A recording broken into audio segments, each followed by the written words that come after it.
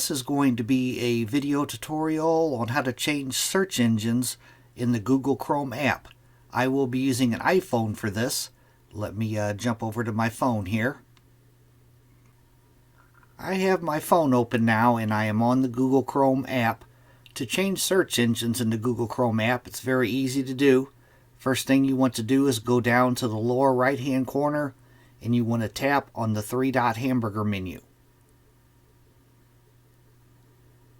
Then in these little boxes here, you want to look for the one that says settings. Mine's right here, but you could, if you don't see yours, you could scroll across. I'm going to tap on settings. And then right down here, search engine. By default, it's probably set to Google, but you could tap on that arrow. It lets you choose between Bing, Yahoo, DuckDuckGo, and Yandex. Say that I wanted to change my search engine to DuckDuckGo. I'm going to tap on DuckDuckGo.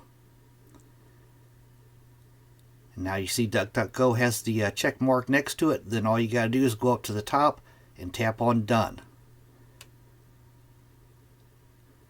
That is how to change your search engine in the Google Chrome app.